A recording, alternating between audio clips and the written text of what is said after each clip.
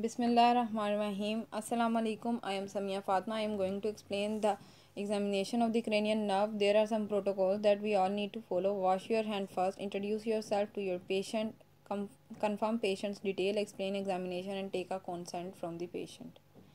Now there are total 12 pairs of the cranial nerve. First cranial nerve is the olfactory nerve. It carries the sense of smell. Now, how to examine the sense of smell? Ask patient whether he can appreciate common smells or not. Secondly, ask patient to close the eyes and one nostril. Present some common smells like peppermint, clove oil, kerosene oil, soap, and fruits, and ask him to snuff and identify the smell. Test each nostril separately in the same way. Now, what are the interpretation from the examination of the sense of smell? Anosmia, neurological lesion होगी, head injury, tumor of the anterior cranial fossa and meningitis, and parosmia is the psychogenic disorder.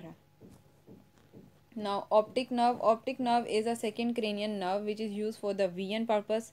We examine visual acuity, color vision, field of vision, and fundus. In the visual acuity, test each eye separately both for the near vision and for the far vision.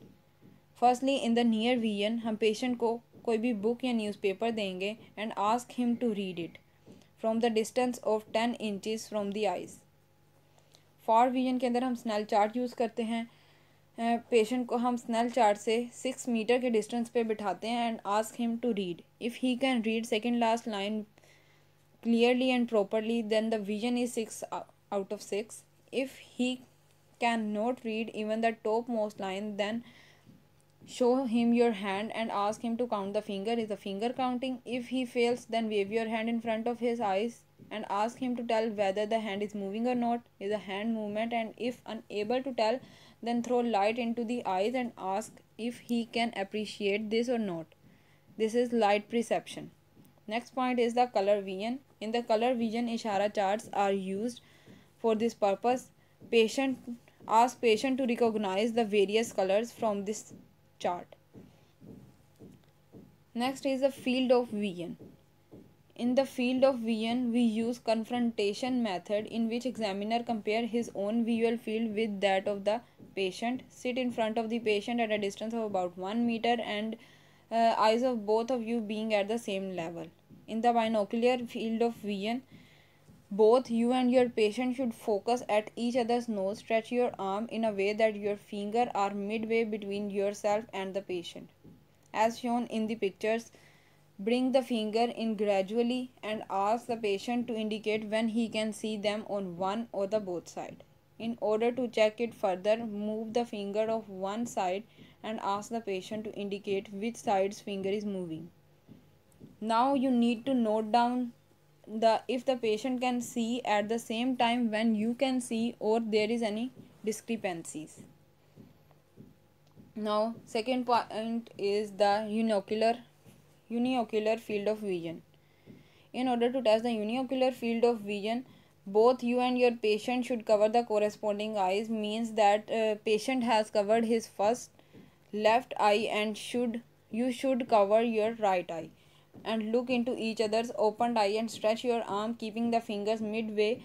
You and the patient bring it in the form of all four quadrants. If a pin with a large head is available, hold it in your hand outstretched. Ask the patient to indicate when he can see the pin and the finger.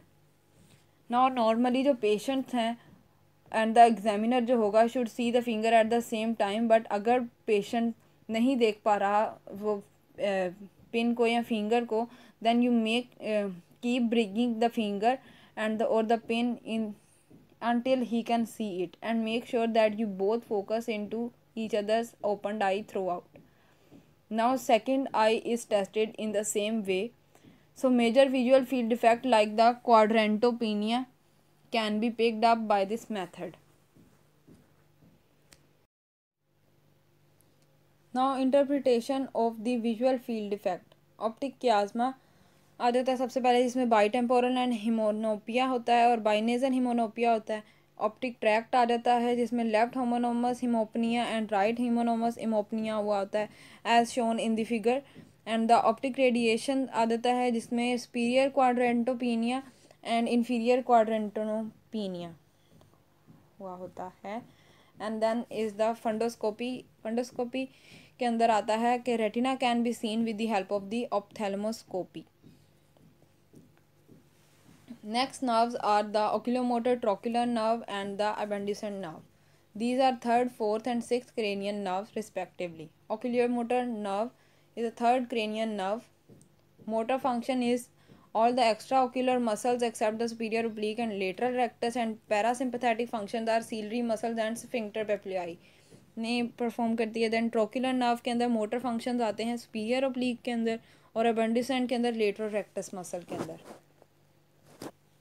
Now comes towards the examination of these nerve. At first, neurological examination of the eye will be discussed, then examination of the individual nerve. So palpable facials आते हैं। palpable facial के अंदर हम पिटोसिस देखते हैं, ocular movements आती हैं जिसमें हम डिप्लोपिया चेक करते हैं पेशेंट का, प्यूपल साइज आता है, shape, light reflex, accommodation reflex and nystagmus आते हैं जो आगे हम डिटेल में डिस्कस करते हैं। And examination of the oculomotor nerve आता है सबसे पहले। Examination of the oculomotor nerve के अंदर हम लोग पिटोसिस देखेंगे। पिटोसिस के अंदर ड्रॉपिंग ऑफ द आईलिड होता है और एक आईलिड जो है वो नॉर्मल होती है। मींस अगर पिटोसिस है पेशेंट के अंदर तो आईलिड आपका ड्रॉप हुआ होगा टूवर्ड्स डाउनवर्ड। देन डिप्लोपिया आता है। डिप्लोपिया के अंदर स्टेबलाइज करते हैं patient's head with the one hand and ask him to look straight at your fingers held at a distance of 2 feet and follow it. Move your fingers medially to touch the medial rectus and then upwards to touch the inferior oblique. And now move the fingers laterally and then upwards to touch the superior rectus and downwards to touch the inferior rectus muscle. Note any abnormality of the eye movement. Ask the patient if he sees double. Note the direction of the movement in which diplopia occurs. Diplopia is mainly a double vision.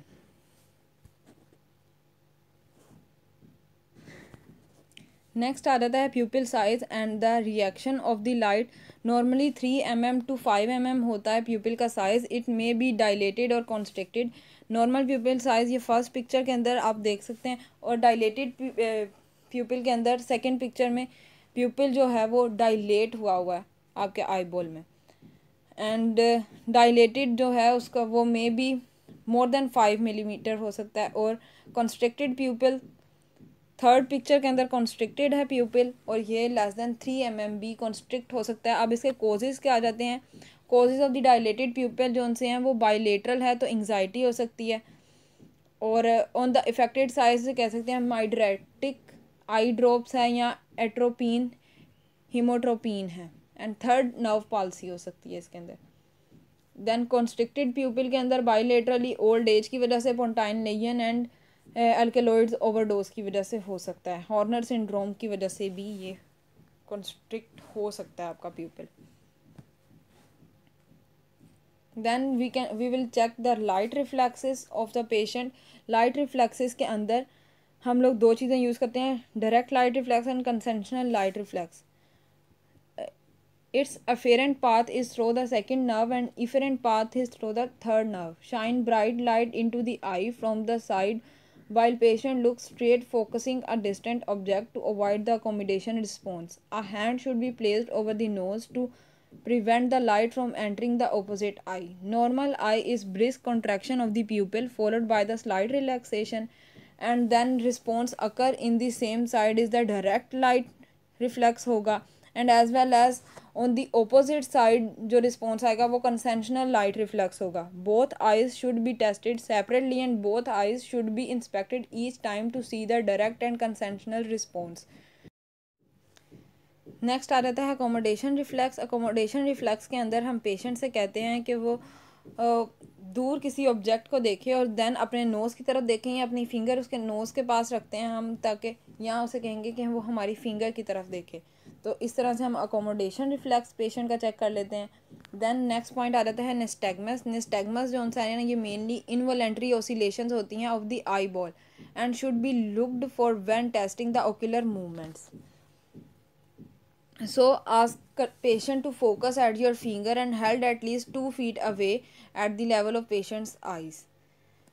अगर वहाँ पे कोई भी आप oscillations of the eye balls note कर रहे हैं, then ask patient to follow your finger laterally and keep it there for some time and note the oscillation again and repeat the process by taking your finger towards opposite side, upward and downward. Don't go to extreme of the lateral gaze because some oscillations may occur due to the muscle fatigue. So nystagmus जो है वो इस वजह से भी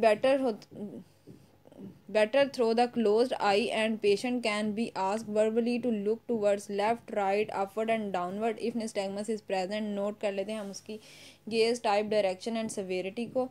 gauge के अंदर आ जाता है nystagmus में भी वर्टिकल हो सकता है, हॉरिजॉन्टल हो सकता है एंड रोटेटरी हो सकता है as shown in the picture here. Now the next point is the examination of the trochlear nerve and the appendicular nerve. In the trochlear nerve हम पेशेंट को कहते हैं कि फॉलो करे your finger medially and then downwards to test the superior oblique muscle and abducent muscle के nerve की examination के लिए हम पेशेंट से कहते हैं कि फॉलो करे your finger laterally to test the lateral rectus muscle. So the next point is interpretation from these three nerves के एग्जामिनेशन से हमारी क्या इंटरप्रिटेशन हैं. तो in this part we can say that the eyes does not move in the direction of action of paralyzed muscle and patient see double when asked to look in the direction.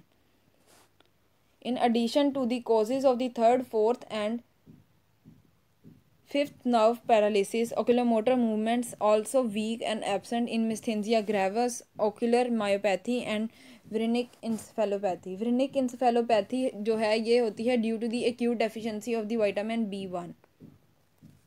Next हम आ जाते हैं इनके paralysis, nerve paralysis पे.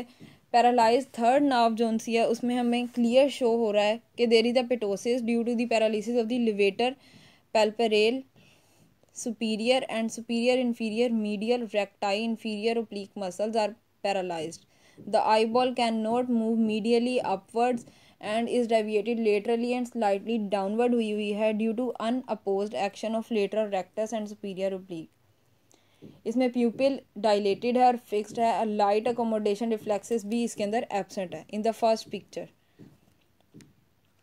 Second में हम आ जाते हैं. सेकंड में लेफ्ट फोर्थ नर्व पालसी हुई है. इसके अंदर वो लोग बताया ये शो कराया जा रहा है कि सुपीरियर ओब्लिक मसल इसके अंदर पैरालाइज है और आइसोलेटेड लीजन जो है वो रेयरली होती हैं पेशेंट्स के अंदर. देन सिक्स क्रेनियल नर्व आ जाती है. सिक्स क्रेनियल नर्व के अंदर लेटरल रेक्टस पैरालाइज्ड होता है और आई बॉल जोन सी है वो डेविएटेड होती है towards medial side. Because of its long intracranial route it is commonly involve in the raised intracranial pressure of any etiology and it is false localizing sign. In the pontine lesion of the sixth nerve is involved in seventh is also affected and there is hemiplegia on the opposite side. Now this is all from the oculomotor, trochlear and abundant nerve, third, fourth and sixth cranial nerve respectively. Now move towards the trigeminal nerve. Trigeminal nerve is a fifth cranial nerve. Motor function is अब muscle of mastication में involve होती है. Sensory के लिए sensory function इसके face, interior part of the head and inside the mouth में role play करते हैं. Examination of the motor function आ जाता है जिसके अंदर हम सबसे पहले टेस्टिंग करते हैं मैस्टर और टेम्पोरालिस मसल्स की.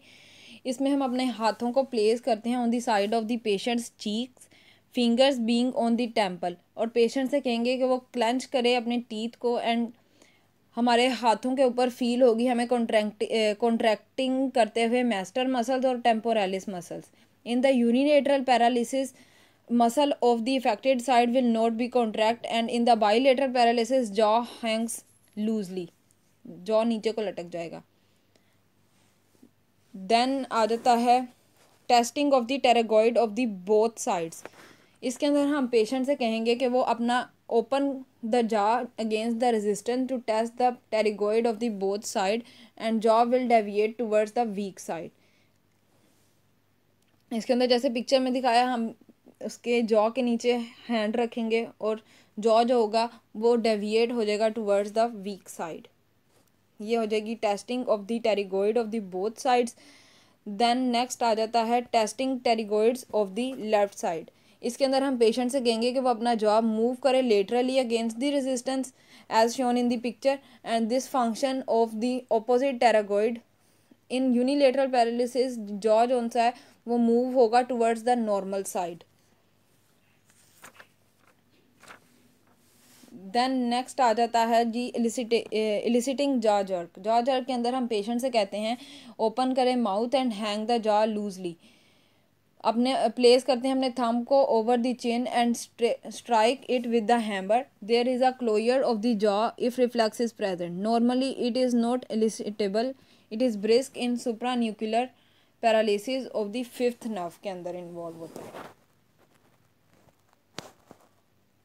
ये हो गया examination of the motor function. इसके बाद हम पढ़ते हैं कि examination of the sensory function. Examination of the sensory function के अंदर कॉर्नियर एंड कंजक्टिवल रिफ्लेक्सेस हम नोट डाउन करेंगे, जिसके अंदर हम पेशेंट को कहते हैं कि वो मीडियली देखे और टच करते हैं उसके कॉर्निया को फॉर द कॉर्नियर रिफ्लेक्स और द कंजक्टिवा को for the conjunctival reflex with a wisp of cotton from the lateral side, and then normally closure of brisk closure of eyelids होगा on the both side. Then the cornea should not be touched repeatedly because it can be easily damaged. Corneal reflex can also be elicited by blowing into the patient's eye. The afferent part of the reflex arc is the ophthalmic division of the fifth nerve, and the efferent part is the seventh nerve. If there is a seventh nerve paralysis on the side being tested, there will be no closure on that side, but there will be brisk closure of the other side.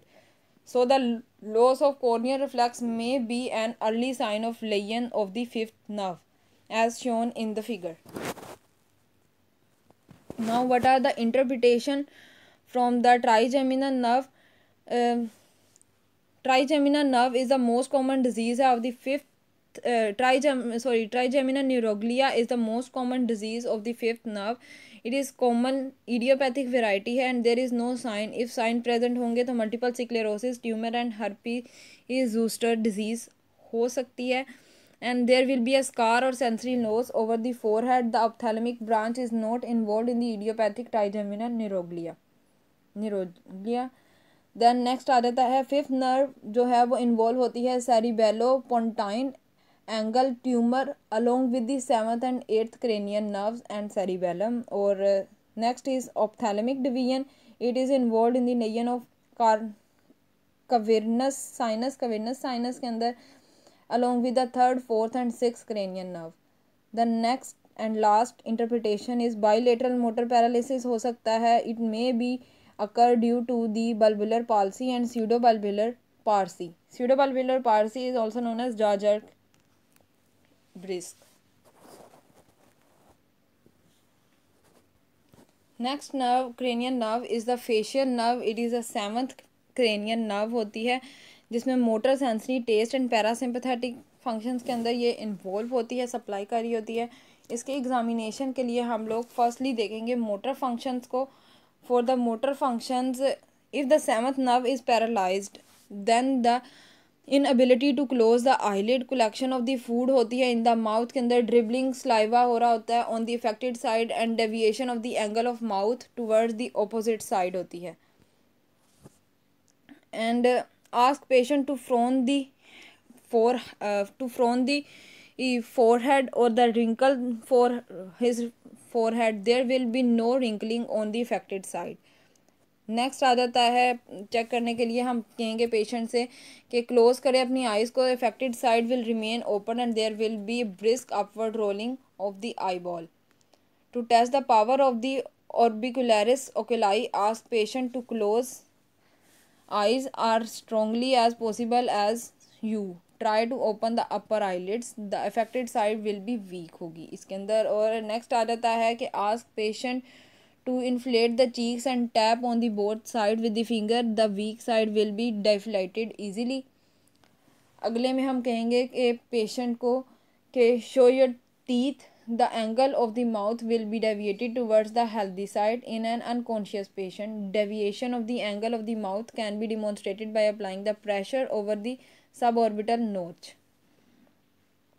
Then next हम देखेंगे patient can not whistle और air escape from the paralyse side, it होगा patient will complain of usually loud side on the paralyzed side if the nerve to stapedius muscle is involved होगी। Then पाउंटिंग of the lips आ जाएगा and transfer smile होगी। Examination of test के अंदर हम लोग anterior 2/3 of the जो टंग है उसको एग्जामिन करेंगे। इसके अंदर हम एक सोल्यूशन 4 सॉल्यूशंस लेते हैं फॉर द टेस्ट के लिए, sweet, salt, sour and bitter taste के। इसमें हम इंस्ट्रक्ट करते हैं पेशेंट को कि वो आइडेंटिफाई करे जो भी टेस्ट हम उसको फील करवाएंगे इसकी टंग पर, राइज कर दे अपनी फिंगर को या राइट लिख कर बता दे।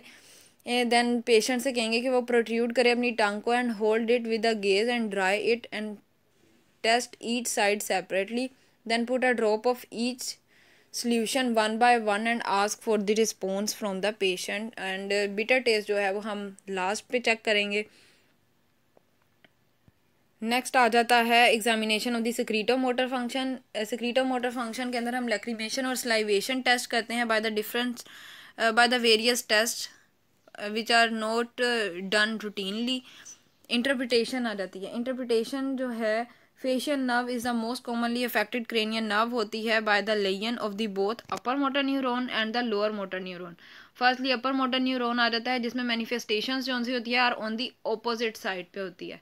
इसके अंदर आ जाती हैं रिंकलिंग ऑफ फोरहेड और क्लोयर ऑफ द आईलिड होता है इसमें, इसके सिम्टम्स के अंदर।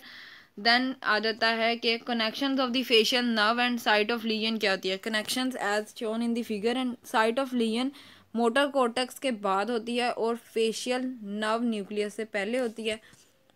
देन नेक्स्ट आ जाता है जी lower motor neuron. Lower motor neuron के अंदर ipsilateral half of the face जो है वो अफेक्टेड होता है। Ipsilateral face half of the face affected होता है। For example forehead is not wrinkled, eyebrows are not raised on the right side and angle of the mouth is deviated towards the left side। और B picture के अंदर we can see eye doesn't close and eye ball rolls up, nasolabial fold जो सा होता है वो flat हुआ होता है इसके अंदर। इसी तरह नेक्स्ट आ जाते हैं इसके connection of the facial nerve और साइट ऑफ लीजन आ जाती है।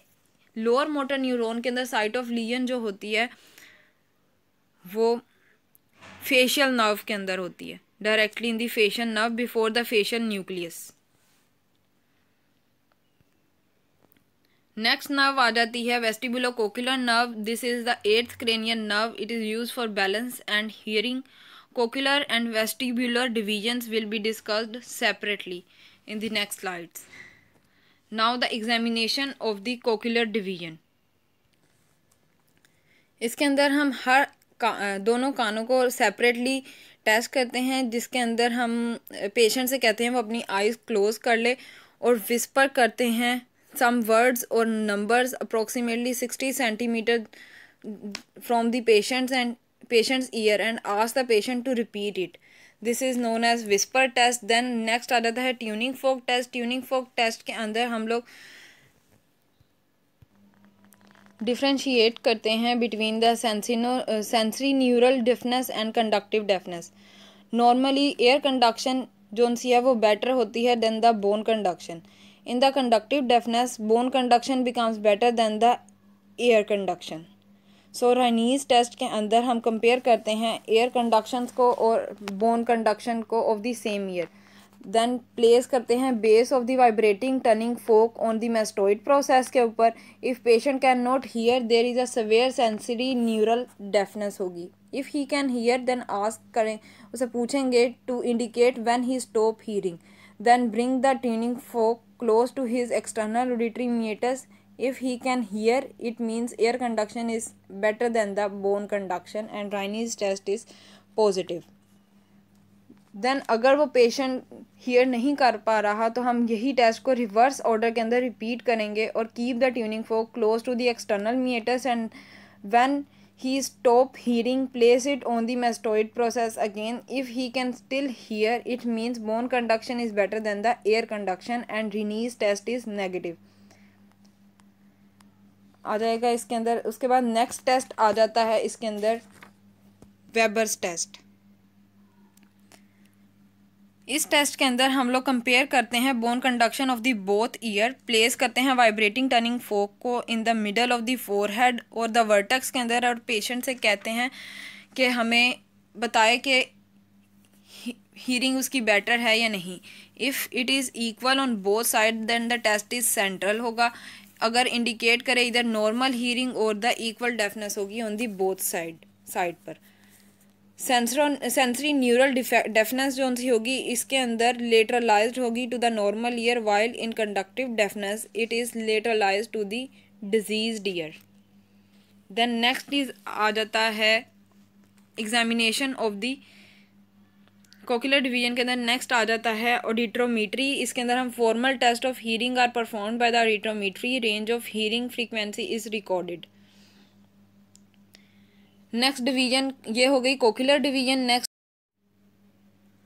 नेक्स्ट वेस्टिबुलर डिवीजन के एग्जामिनेशन के अंदर हम लोग पेशेंट को कहते हैं कि प्रोजेक्ट करते हैं पेशेंट के हेड को beyond the couch and extend करते हैं हेड को fully and rotate it to one side. If nystagmus appear transistently and then disappear, this is called positional nystagmus. This is due to lesion of the otolith organ of the ear. After some time, extend and rotate the head towards the other side, as shown in the picture. This is the picture of testing of positional nystagmus. This is all from the vestibular division examination. Next आ जाता है glossopharyngeal nerve. Glossopharyngeal nerve के अंदर motor, sensory, taste and parasympathetic same 4 चीज़ें आती हैं, जिसके अंदर हम एग्जामिनेशन करते हैं most of the function of the 9th nerves are intermingled with the 10th nerve. इसमें टेस्ट हम चेक करते हैं on the posterior 1/3 of the tongue के ऊपर पेशेंट की। देन नेक्स्ट आ जाते हैं सेंसरी फंक्शन। सेंसरी फंक्शंस के अंदर हम गैग रिफ्लेक्स देखते हैं और पैलेटल रिफ्लेक्स देखते हैं। गैग रिफ्लेक्स के अंदर हम पेशेंट से कहेंगे कि वो अपना माउथ ओपन करे और डिप्रेस करते हैं हम टंग को with the spatula and touch करते हैं पोस्टीरियर फेरेंजियल वॉल को with the stick having the cotton wrapped on it and that ends first on one side of the midline and then on the other side. There will be contraction होगी and elevation of the pharyngeal wall on that side. The sensory component of this reflex arc जो होगा वो 9th nerve होगी and motor component is the 10th nerve. इसी तरह palatable reflex जो है इसके अंदर हम soft palate को टच करेंगे. It moves upward. This means each side is tested. Upwards pathway is the same as that of the gag reflex होगा और ईच साइड जो सी है इसकी हम सेपरेटली टेस्ट करेंगे। नेक्स्ट आ जाता है मोटर फंक्शन। इसका मोटर फंक्शन जो सा है can not be tested independently of 10th nerve. So interpretation आ जाती है। इंटरप्रिटेशन में इसके क्लियरली मैंशनड है कि आइसोलेटेड 9th नर्व लेजन्स होती हैं बट रेयरली। नेक्स्ट आ जाता है vagus nerve. Vagus nerve is the 10th cranial nerve होती है जिसके अंदर मोटर आ जाता है। Motor functions of muscle of soft palate, pharynx and larynx. Parasympathetic में थोरेंक्स और लेरिंग एब्डोमेन आ जाता है। इसमें हम सबसे पहले एग्जामिनेशन करते हैं स्पीच का। इफ़ द लेरिंग्स पैरालाइज्ड होगा तो there is a dysphonia, hoarseness in the voice होगी। अगर पैरालाइज्ड है सॉफ्ट पैलेट देन वॉइस जो सी है वो ऐसे फील होगा जैसे नोज से आ रही है। Voice has nasal quality and इसके एग्जामिनेशन में हम पेशेंट से कहेंगे कि वो कफ करे and in the 10th nerve paralysis cough becomes nasal and bovine हो जाएगी अगर कफ उसकी नेजल हुई तो। देन नेक्स्ट एग्जामिनेशन आ जाता है सॉफ्ट पैलेट का। इसमें हम पेशेंट को कहेंगे ओपन करें अपना माउथ को, डिप्रेस करेंगे tongue to visualise the uvula and ask him to say aah. In the bilateral paralysis soft palate will not move. In the unilateral paralysis के अंदर affected side will remain immobile and uvula will deviate towards the normal side. Then ask patient to puff the cheek. Normally the palate elevate होगा and occludes होगा nasopharynx. In the 10th nerve paralysis air will audibly escape from the nose. Then आ जाएगा कि patient will also give history of dysphagia and nasal regurgitation of the fluid. This can be confirmed by asking the patient to take a drink. Next point is the examination of posterior pharyngeal wall. इसके अंदर हम observe करते हैं movement of the posterior pharyngeal wall की। जब patient कहता है आह, तो इफ़ वन साइड जोन सी अगर उसकी पैरालाइज होगी तो वॉल जोन सी है will move laterally towards the normal side like a curtain की तरह, एक पर्दे की तरह मूव करेगी। और एग्जामिन करेंगे हम इसमें गैग और palatal reflexes also. Next point is examination of the vocal cord. Vocal cord के एग्जामिनेशन के अंदर हम ऑब्जर्व करते हैं movement of the vocal cords को ऑन द लेरेंजियोस्कोपी। और पैरालाइज साइड जोन सी होती है ना will not move vocal cord examination के अंदर। नेक्स्ट आ जाएगा इसका interpretation of the vagus nerve. इसके अंदर रिकरेंट लेरेंजियन नर्व जोन सी होती है can B damaged due to during the thyroid surgery और बाय मेलिग्नेंट ट्यूमर्स की वजह से, या तो बायलेटरल 10th नर्व पाल्सी हुई होती है ड्यू टू द बल्बुलर और pseudo bulbar palsy. Now the 11th cranial nerve comes, the accessory nerves.